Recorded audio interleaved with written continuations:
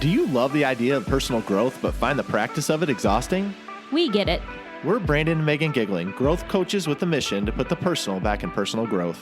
If you want a new way of growing into the next version of you without the frustration, guilt, and overwhelm, you're in the right place. It's time to rethink your growth journey and make it into something that works for you. You in? Welcome to Growth Reframed.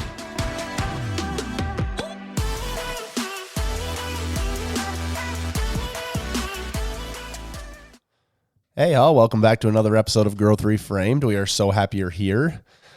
It's just me today, but I wanted to bring you a message. And really, I wanted to start off with a question. And it's, are you happy? And I don't know about y'all, but that's a difficult question for me. It's like, well, things are going pretty well. Other than this, and this. We always can look for the things that are not really going our way. A lot of times your brain wants to go and focus on the negative. It wants to focus on the things you don't have. It wants to focus on the lack. And so when you ask someone the question, are you happy? Then naturally it comes up to think about, well, yeah, but these are the shortcomings. These are the things I don't have. This is what I want. This is what I wish would happen. Then I would be happier. I'm happy now, but I could be happier.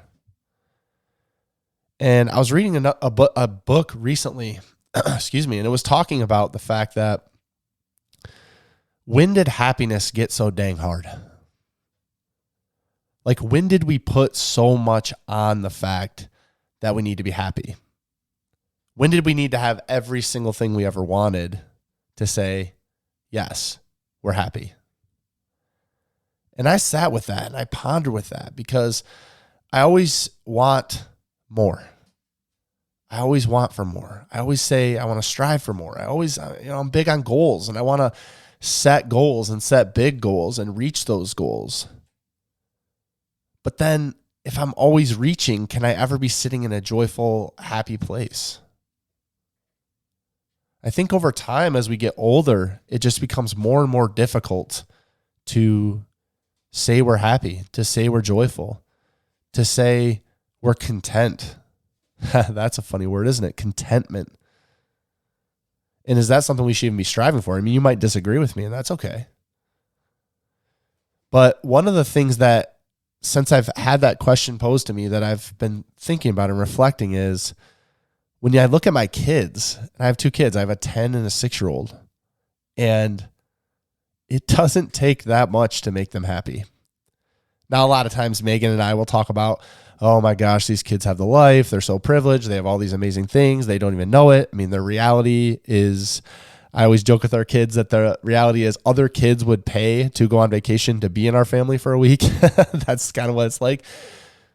But really, it's when you look at how kids look at the world, it doesn't take that much for them to be happy. And the younger they are, the easier it is for them to be happy. And so where do we lose that as adults? I'll give a couple examples. We all know the famous story of you buy your kid some huge toy, right? And then what do they want to do? They want to play with the box, right? You buy them this $100, $150 Power Wheels toy. They want to make a Ford out of the box, and they're happy with that. I think about my daughter. She just did a bird project in the last month or two, and she got assigned a specific bird. And with that bird, it was a red-bellied woodpecker. And with that bird, she had to learn about all kinds of other different birds, but her bird was specific to her, and she had to do a whole project, presentation, all the things on it. So fast forward to a month later, we're sitting at her house. She looks out the window, and she sees a red-bellied woodpecker for the first time in the tree. And y'all, she started weeping out tears of happiness and joy because she saw a dang bird. I think about, I just took my son recently to a Y Guides retreat. It's something the YMCA puts on for fathers and sons or fathers and daughters to go out and spend intentional time with their kids. And I love it. I love the program, y'all. And you've heard me talk about it before if you've listened in the past, but at that place, we went to a camp about 2 hours away. It's right by the water on a river. It's got archery. It's got BB guns. It's got a huge zip line that goes into the water. And guess where all the kids wanted to be and what brought all the kids the most joy and happiness? The turtles. There was a small spot in a a little outlet of the water, and it had about 50,000 turtles. I mean, at least a few hundred, y'all. Turtles climbing on each other's backs, sitting there. And when you came out from the mess hall after we'd eat, all the kids would be lined up to see these turtles. And they were so happy, and they would like pick up grass, and they'd want to feed the turtles, and they'd want to pet the turtles, and they want to see the turtles. And they were so overjoyed with the fact that the turtles were there. So why do I tell these stories, y'all? I tell these stories because as an adult, I don't know that I have that many moments where I'm really that joyful, where I'm really that happy, where I have that feeling. And y'all, look, life's messy. Life's stressful. Life's hard. Nowadays, we have so many things pulling our attention away. We have so many responsibilities and things. I mean, y'all, our life operates around a calendar. Like, we have a Google shared calendar, and literally every night seems like it's something. Every weekend seems like it's something.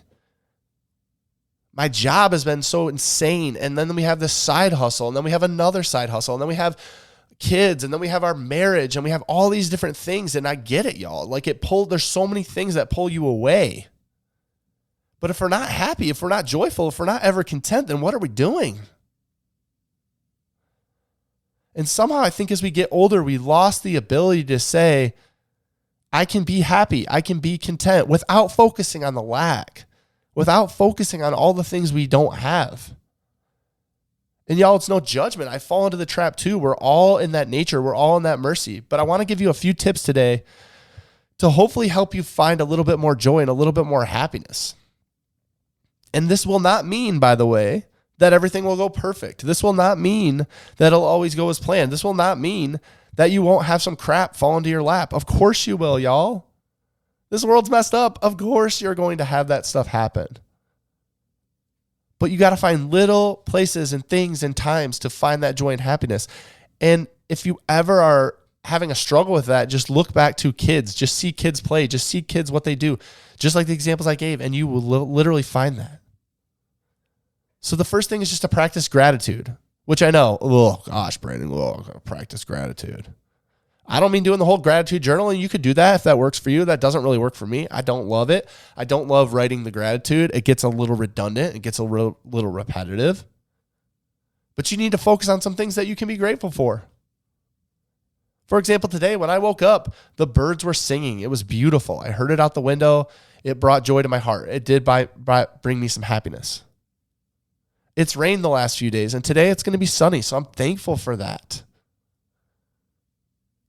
I'm recording this right now so that this evening I can go hang out with my wife. We can do fun things. We can actually reclaim our time and have time together as a married couple. Hopefully we'll get some time outside. I woke up today, and y'all, as cliche as this sounds, I had air in my lungs. My heart is beating. I'm healthy. I have a job to go to. I have a beautiful wife. I have kids. I have those things. I have some dogs that I love, crazy dogs. These are things a lot of times y'all we take for granted. You're like, well, yeah, of course you're thankful for that. Well, yeah, but like, are you really grateful and thankful for those things? Are you giving grace and being grateful for those things that you already have? Or are you just focusing on the lack? Are you just like, oh, I got to go to work today. Oh man, I got to go to this thing. And I really don't want to. So focusing on gratitude and things you can be grateful for is a great way to be more intentional, to be more happy, to find more happiness in the simple moments. The other thing is just to find some hobbies or things that do bring you joy. One of the things we love to do is go outside for walks. I feel like nature really brings some healing. It really brings some energy. It really helps me. That vitamin D from the sun, it's useful. It's science, y'all. Trust the science, right? So it's science. That will help you. What are the things you used to love to do? What are the things you love to do now that you're just not making any time and space to do? This falls under a self-care. What are you doing to help yourself? What are you doing in the midst of a lot of craziness? And look, y'all, I get it. Like I said, our life's crazy, but you still have to find those pockets of time. And it doesn't always have to be like 15, 30 minutes. It can be just a quick amount of time. The other day I had a super difficult phone call. I took that phone call outside, and if anyone knows me, they know I like to pace when I'm taking a call. I had a difficult phone call, and at the end of that call, I hung up and I stood and I just let the sun shine on me. I breathed some deep breaths and I took it in before I went on with my day. I mean, y'all, it was like 30 seconds to a minute, but that stuff makes a difference. The last thing, and I know, I don't know, but I kind of have some ideas of what might come up when I say this, but the last way to be a little bit more happy is to stop carrying all the things that aren't yours to carry. I said it. So what are the things in your life that you're holding on to? The responsibilities that you're holding on to, the people that you're holding on to that are not really yours to carry. And y'all, trust me, I understand. I am a fixer at heart. And you can Google for what that is, but I'll give you a quick synopsis. I want to fix everything for everyone. I want to be that provider. I want to be that person who can fix it for you. So if you have a problem, I don't want to just give you advice. I want to help you with all the steps and solutions and do all those things and carry all that burden and fill my backpack up with you and help you carry that load. It's not always bad. But then we expect to do that for everything, for everyone. And we think that if we don't, that something's wrong with us. And y'all, it can come off as cold. But a lot of times we're carrying a lot of burdens and things for other people that are not ours to carry.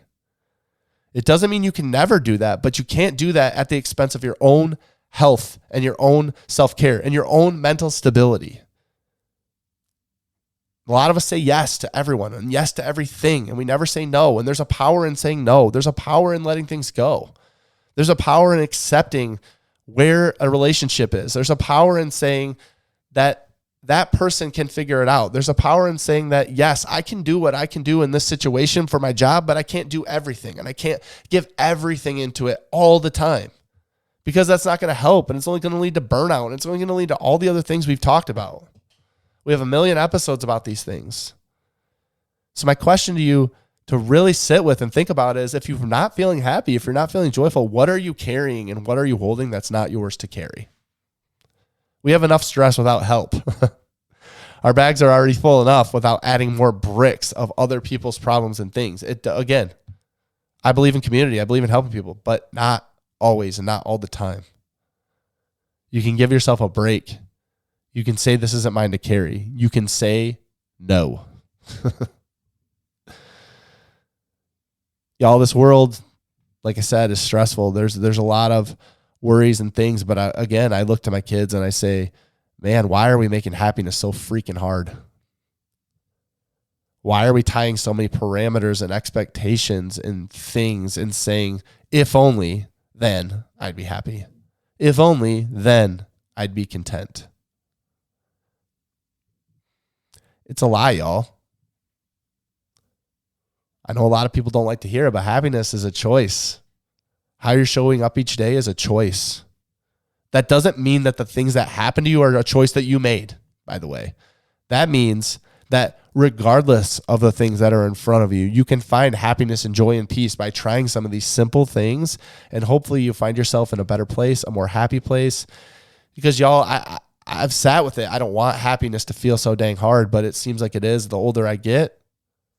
But when I try to be more intentional, when I try to have more gratitude, when I try to have some self-care, when I try to stop carrying the burdens of the world on my back that are not mine to carry, I feel a little bit lighter. I feel a little bit more able to find that happiness and joy in the everyday moments. And I hope that for you. Y'all, we'll see you next time. Thank you so much for being here. If you have questions, if you want to reach out, if you just want to chat, if whatever it is, you can reach out to us on Instagram over at Growth Reframed. We love y'all. We'll see you next time. Thanks for listening to Growth Reframed. If you enjoyed this episode, please make sure to subscribe and leave us a review. We would love to connect with you, so shoot us a DM on Instagram at Growth Reframed. We love y'all.